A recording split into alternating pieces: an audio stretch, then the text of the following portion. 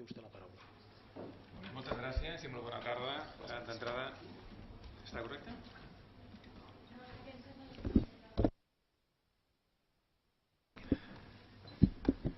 Molt bona tarda. Agrair que em convidin, que m'honora a parlar d'aquest tema al Parlament de Catalunya. Bé, després de l'exposició brillantíssima, jo crec, i realment exhaustiva de la professora Vilalta, realment poqueta cosa em queda afegir que sigui innovador. Intentaré primer no repetir-me i en segon lloc el que podré fer és introduir matisos. Ara, alguns d'aquests matisos em semblen alguns relativament importants. Els hi comentaré. Potser em mullaré una mica més, diria el que és la meva opinió respecte d'aquests punts que em sembla que podrien enriquir aquest projecte de llei, però d'entrada reconèixer en tota claredat que estic absolutament d'acord amb el propòsit del projecte de llei, per tant no tinc cap dubte de que hi hagi un acord legal que obligui a publicar les balances fiscals de Catalunya i si és de manera anual, millor. Coincideixo amb la senyora Vilalta que no és estrictament necessari que siguin anuals i el fet de que sigui obligació legal tampoc potser seria necessari, però en qualsevol cas no fa mal i penso que és una bona pràctica de transparència democràtica. I això, també com ha dit la senyora Vilalta, ens cal a tots. Per tant, endavant amb el projecte, endavant amb el seu contingut, totalment d'acord amb el que es persegueix. 5 puntets molt específics que volia subratllar respecte del que hi ha al projecte de llei. El primer de tots és el fet que amb aquest projecte de llei es parla de vincular el càlcul i la publicació de les balances fiscals a la llei de pressupostos de la Generalitat. Bé, jo aquí tinc dubtes, no acabo de veure clar exactament si l'instrument adequat per publicar i vincular aquestes balances fiscals ha de ser anualment la llei de pressupostos, per diferents motius. Primer de calendari, el calendari pressupostari no és el mateix el calendari en el qual tenim la informació disponible de la IGAE, que és el que ens permet fer balances fiscals. Per tant, supeditar la publicació de les balances a tenir la llei de pressupostos o a començar a redactar la llei de pressupostos no és necessari. A veure, no és que no es pugui fer, però no d'entrada penso que són coses diferents en quant a calendari. El fet de tenir les dades de la IGAE, disposar de la informació i poder treballar les balances i oferir-les ens semblaria bastant més pràctic i en principi més encertat. Seria una qüestió, en tot cas, formal. Més de fons, abans també ho comentava el senyor Vilalta, jo crec que tenim que distingir molt clarament el que són la qüestió de saldos fiscals, balances fiscals, del tema del finançament autonòmic i, per tant, de la llei de pressupostos de la Generalitat. Són qüestions diferents. Estan molt vinculades, tenen una relació molt estreta, és important tenir en compte l'una per poder valorar i analitzar l'altra, però són qüestions clarament diferents. Hi ha una part de les balances que no són totalment independents del funcionament del finançament autonòmic i, en particular, de la llei de pressupostos de la Generalitat. Per tant, jo crec que no és necessari publicar les balances a la llei de pressupostos. I en temes d'àmbit institucional, el fet que la balança contempla qüestions relatives al pressupost de la Seguretat Social, el pressupost dels ministeris que està a Catalunya. Són qüestions que no estan directament vinculades amb el concepte de balances fiscals. Per tant, aquest seria el primer punt. El meu dubte, el meu interrogant respecte de si el millor instrument per publicar balances fiscals és la llei de pressupostos. Segon element, qui l'ha de fer?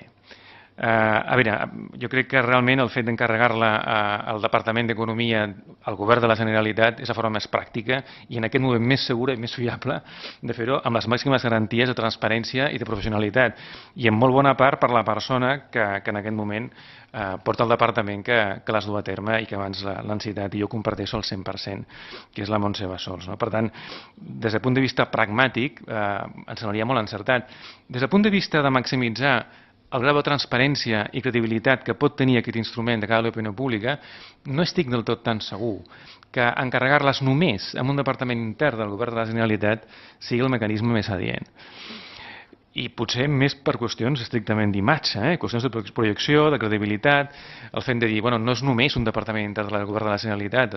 Per exemple, es podria, i són opcions possibles, es podria institucionalitzar d'alguna manera, fer permanent o bé una comissió d'experts que pogués contribuir a actualitzar la metodologia, a verificar i d'alguna forma beneir el resultat final, o bé inclús pensar en alguna entitat, sigui universitària, del món acadèmic o relacionada o de l'entorn públic que també estigués implicada. Jo no vull i tampoc no tinc fórmules concretes, però sí que intentaria transmetre aquesta inquietud respecte de la possibilitat d'obrir el camp de joc i no centralitzar-ho exclusivament en un departament intern del Govern de la Generalitat.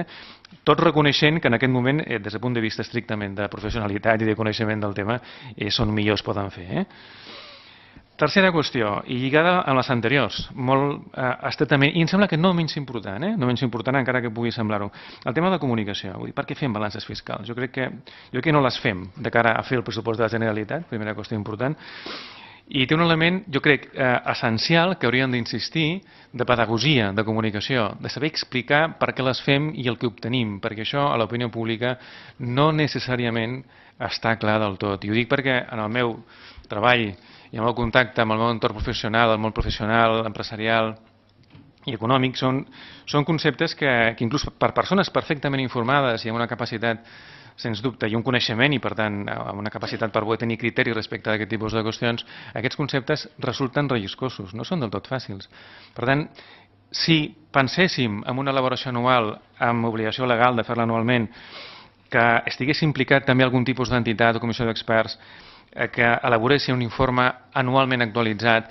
Jo amb aquest informe penso que seria molt important que tingués dues coses. Una, un contingut pedagògic i comunicatiu molt clar, explicar per què les fem i quin sentit tenen, i segon, una difusió àmplia i clara a l'opinió pública en general, que no quedés com una mena d'annex estadístic, que queda però que no s'explica i que a la gent li costa arribar-hi i de veure exactament quin sentit té, sinó que tingués una entitat pròpia, no?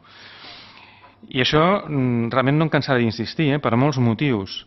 Per exemple, el tema de la valoració. Les balances fiscals, els saldos fiscals, quan els tenim a les mans, de facto són muts. Són muts.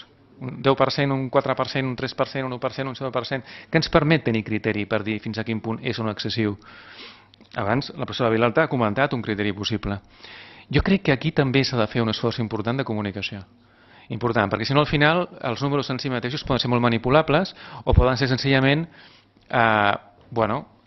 insignificants, no rellevants, perquè no hi ha un criteri darrere que et permeti interpretar-ho, no?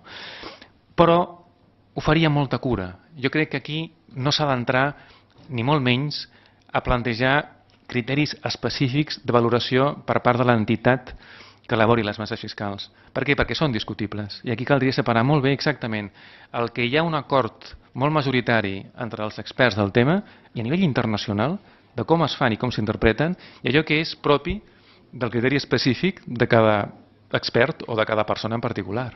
Per tant, això no ho barrejaria. Però sí posaria l'èmfasi en aportar aquesta informació addicional i suplementària que em sembla clau per entendre de què van el tema de les bases fiscals i poder transmetre el seu sentit. Aquí qüestions, per exemple, com el tema de la neutralització. Per exemple, aquest el tema de la neutralització, així com la qüestió, per exemple, relativa a la utilització més adequada del flux monetari i flux de benefici, són qüestions en les quals pot haver una certa diferència de criteri, encara que sigui de matís, de vegades en funció de la persona o l'expert que les analitza. En la qüestió de la neutralització jo crec que hi ha poca diferència de criteri. O sigui, tothom està d'acord que s'han de publicar les dues, que les dues tenen el seu interès, però quan es vol fer una comparació en sèries temporals, realment el concepte més adequat per a una gran majoria d'experts del tema hauria de ser que s'han de donar neutralitzades. I això, aquest tipus de document que féssim des del govern de la Generalitat, en la col·laboració potser d'una entitat autònoma, hauria de posar molt clar aquestes coses, de forma que no es generessin debats que crec que al final poden ser estèrils o inclús confosos de cara a l'opinió pública.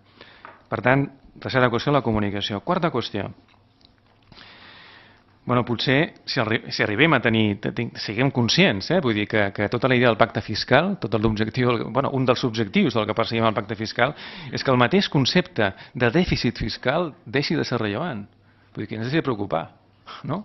Vull dir, si al final tenim una quantitat pactada amb l'Estat, en la qual considerem, perquè l'hem pactat així, que hi ha un tracte que considerem just i equitatiu amb el conjunt de l'Estat, a partir d'aquí un concepte de dèficit fiscal en quant a tal, valoratiu, deixaria automàticament de tenir sentit. No seria ja una qüestió arribant per nosaltres, no?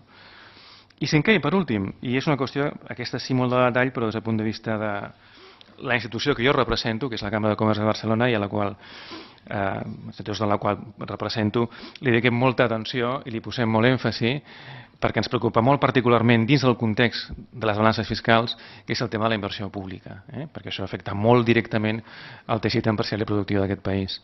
És un element que està a la balança fiscal. És una dada, és una estadística que que la publica de forma regular el Departament d'Economia, però jo crec que serien qüestions vinculades perquè és part d'aquest saldo fiscal i, per tant, dedicar un apèndix, un apartat que també sigui clar, explicatiu i comunicatiu a aquesta qüestió concreta dins de la base fiscal em sembla que seria pertinent.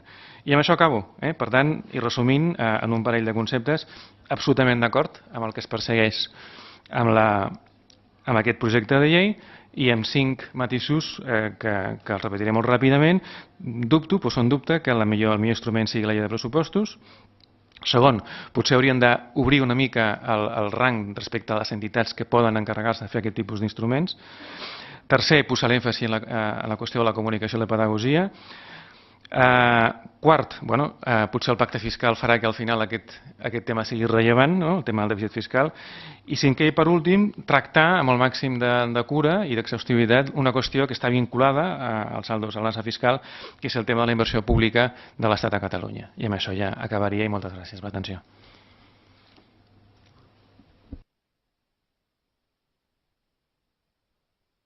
Moltes gràcies, senyor Rovira.